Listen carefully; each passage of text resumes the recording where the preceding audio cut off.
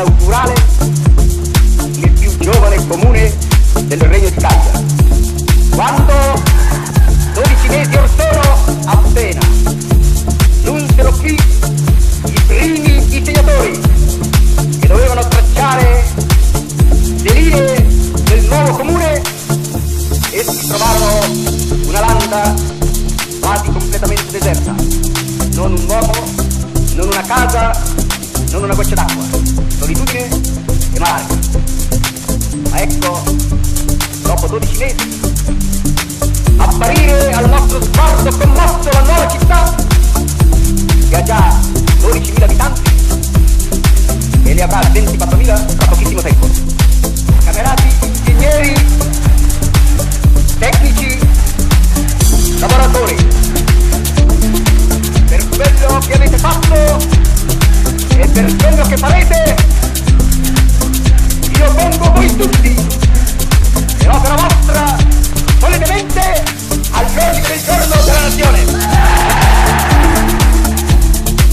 Dal giorno dell'inaugurazione per Carbonia 2 anni di lavoro, di fede guidata dall'intelligenza.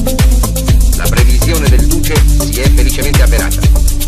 Oggi la nuova città non conta più soltanto di per se stessa, ma vede sorgere intorno, con l'aprirsi di altre miniere, una corona di villaggi, o costruiti di nuovo o risultanti dalla trasformazione di vecchi nuclei abitati. Ai margini della vasta zona proseguono i lavori di bonifica. L'inospitale landa infestata dalla malaria va ripestandosi alla vita.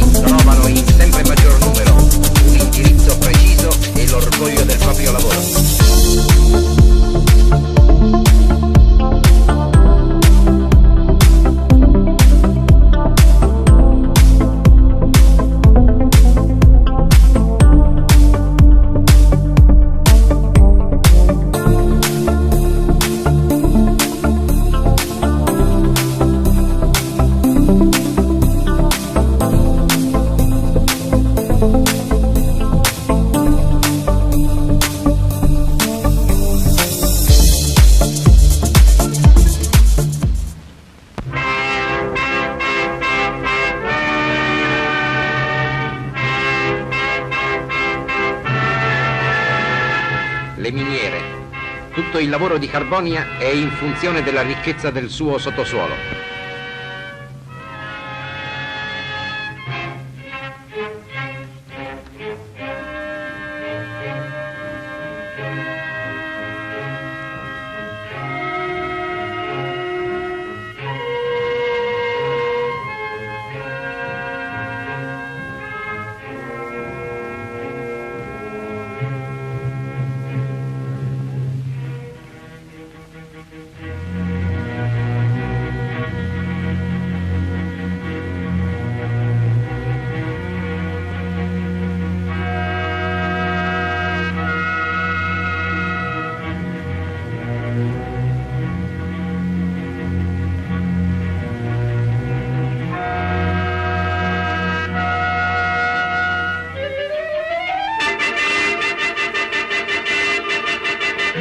Mai si arresta il lavoro nelle miniere. Le squadre operaie vi si alternano in 2 turni che cominciano rispettivamente al mattino e al tramonto.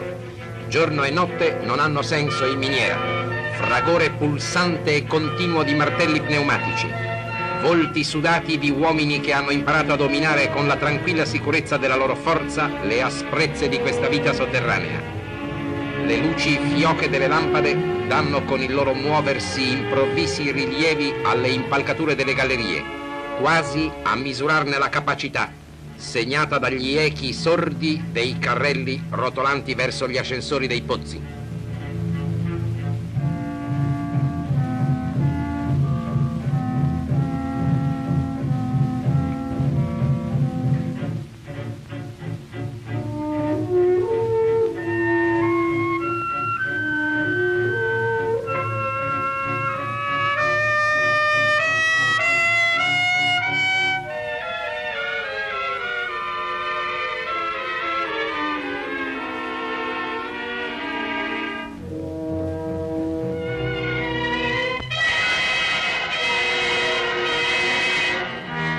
I carrelli colmi giungono alla superficie.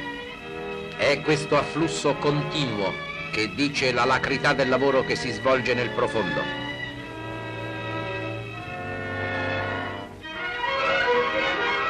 Provenienti dai vari pozzi, le file di carrelli si riuniscono, si allungano, convogliate come rivoli che affluiscono in una più vasta corrente verso gli impianti della miniera centrale di ciascun gruppo. Qui il materiale estratto passa alla laveria, il più importante fra i servizi sussidiari delle miniere.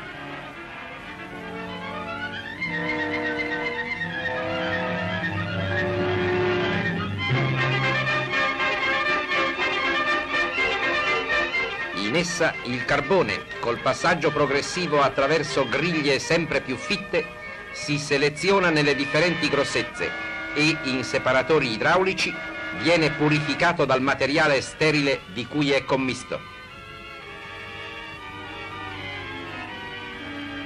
Mentre una teleferica e altri carrelli portano il materiale sterile ad ammucchiarsi in enormi ammassi fuori dalla zona abitata,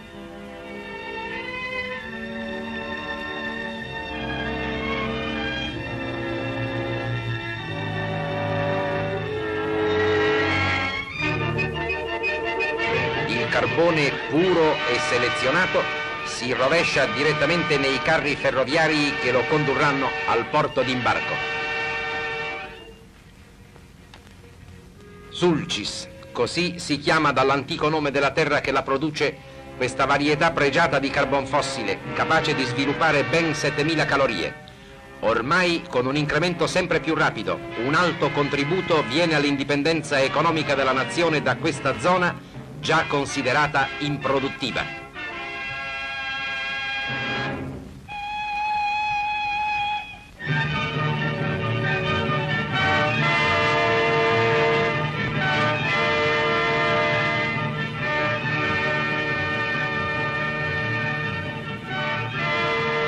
Quanto si è scritto sulle tristi condizioni di vita dei minatori. Questo potrà essere vero in altri paesi. L'Italia, ultima venuta a promuovere lo sfruttamento intensivo delle ricchezze del suo sottosuolo, dà l'esempio di una perfetta organizzazione sociale nei suoi grandi centri minerari.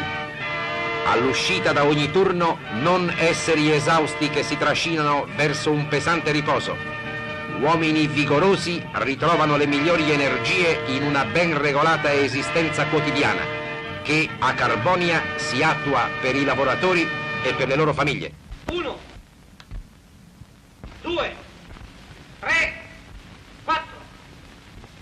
1, 2, 3, 4.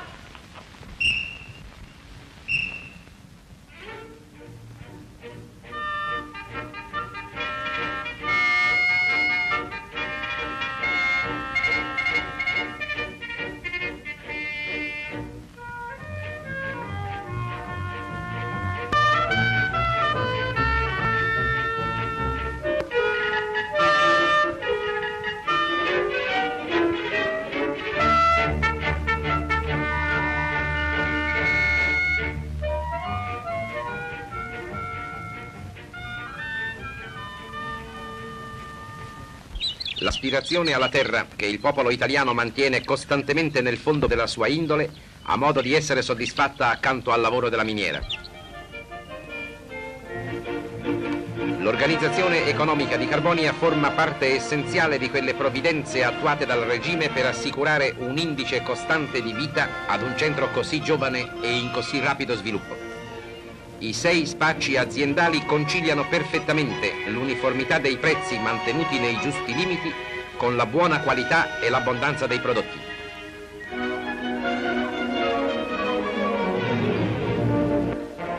Alle mense collettive, negli alberghi operai, la buona salute e la soddisfazione del lavoro promuovono una cordiale intimità che ciascuno si augura presto di ritrovare, seguendo l'esempio di molti compagni, in un ambiente più raccolto e più dolce. E se si pensa al paese d'origine è con amore ma senza sterili nostalgie. Vedete Carbonia in un giorno di festa. Ormai un saldo vincolo di solidarietà nata nel lavoro unisce tutti i cittadini. Lo svago è indispensabile per chi vive soprattutto di lavoro. A Carbonia l'organizzazione dopolavoristica ha fondato 6 sedi frequentatissime dagli operai. Promuove giochi sportivi in vari campi specializzati, in un grande stadio, e gestisce anche il divertimento più universale, il cinematografo.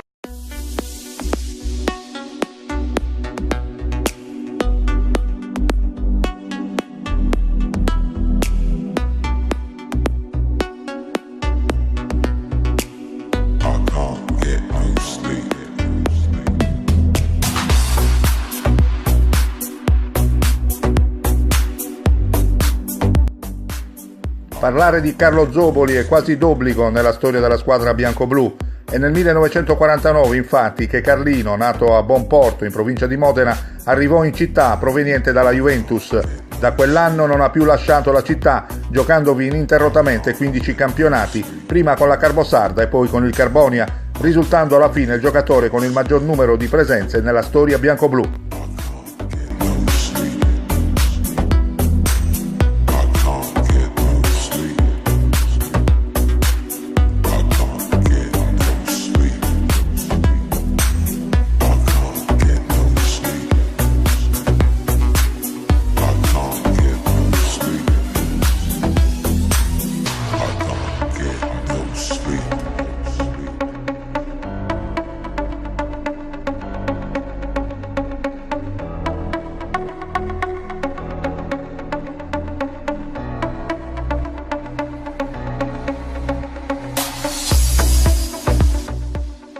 Zoboli ha vissuto le fasi più importanti della squadra e in occasione della partita con il Calangianus in Serie D il 27 maggio del 1962 venne premiato per la sua 350esima partita in bianco-blu con una medaglia d'oro, atto dovuto in omaggio alla serietà dimostrata nell'arco della carriera sia come uomo sia come atleta.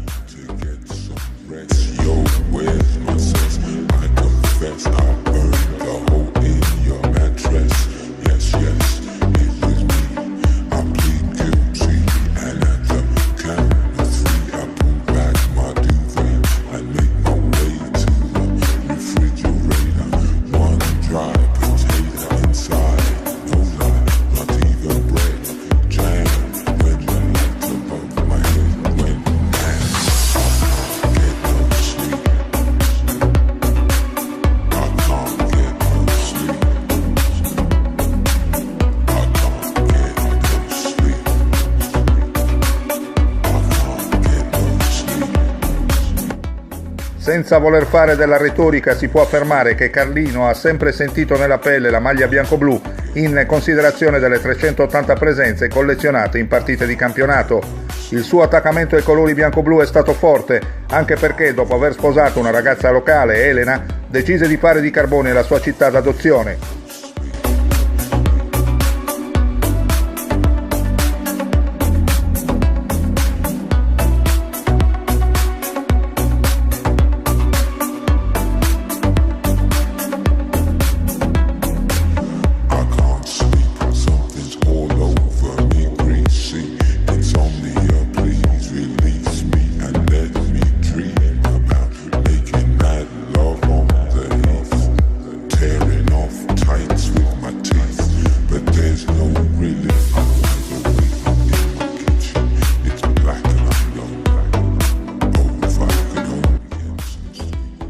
Alla fine della carriera ha sempre fatto parte della famiglia mineraria con le mansioni di massaggiatore, divenendone così la bandiera bianco-blu.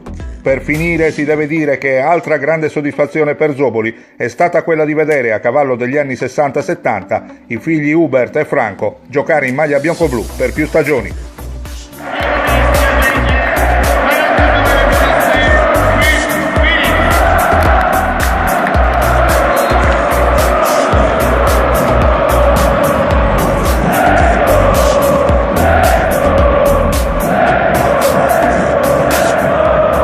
Cavallini, Zoboli, Michelucci, Dioni, Molinari, Braccini, Pin, Bicicli, Torriglia, Gennari, Turotti, allenatore Perati.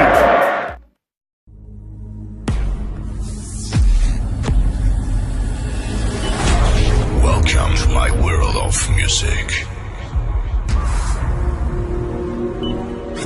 Be ready for an unforgettable moments.